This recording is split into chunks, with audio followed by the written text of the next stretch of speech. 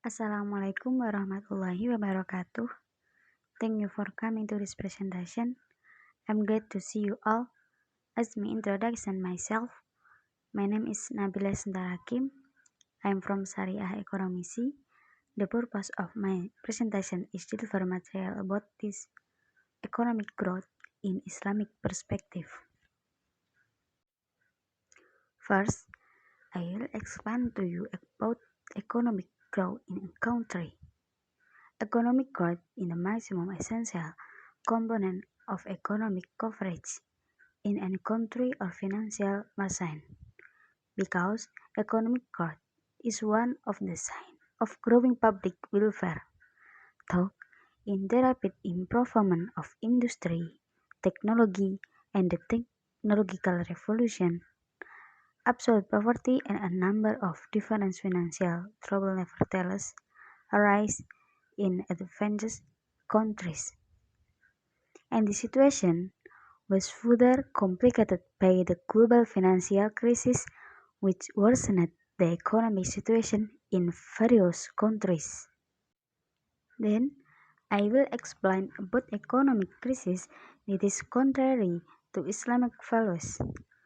The occurrence of an economic crisis from an Islamic perspective, of course, cannot be separated from economic practice that are contrary to Islamic values, such as usury, monopoly, corruption, and other malpractice.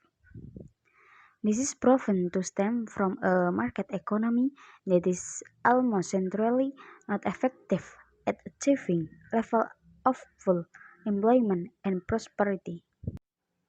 Economic growth is in accordance with Islamic economic morality, quality, equilibrium. Economic growth is in accordance with Islamic economic, but this does not mean only related to the increase in goods and service, but also related to morality and moral quality, as well as the balance between global goals and the hereafter.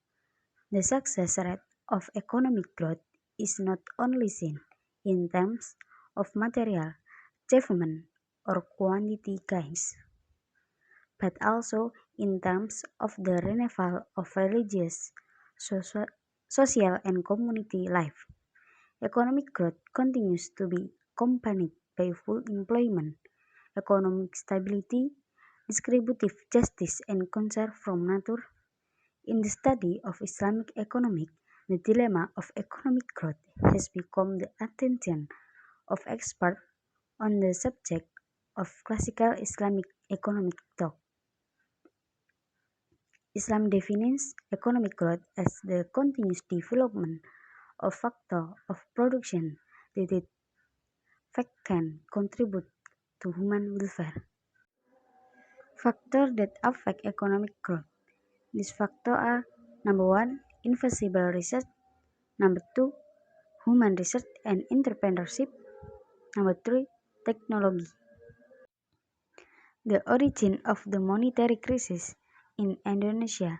The origin of the monetary crisis in Indonesia, namely the existence of high growth over a long period of time, which is described as an economic miracle. The global bank. Then development emerged that show signs of bubble as well as the rapid expansion of real estate, and the extraordinary growth of the stock market, along with the hyperbole influx of short-term void funds in this situation. Turmoil arises, which result in distress and through the consequences of system transmission.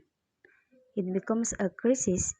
This crisis began in the banking financial sector, then widened to form a economic crisis, which systematically widened to form a social, political crisis, and finally a national leadership crisis. The crisis in Indonesia was a combination that started with external turmoil through contagion in the financial market, Using the national economy, which contained many structural weaknesses, namely the banking system and the real sector. Make a conclusion. In conclusion, number one, this point of view is not extreme of material and quantity, but also from the side of social and social religion. Number two, identifying the causes is not an easy step to solve the problem. Number three, out of the crisis, there must be a turning point and action that must be adjusted using the dilemma at hand. Thank you, thank you for listening. May all that we have shared be beneficial for all for use. Wassalamualaikum warahmatullahi wabarakatuh.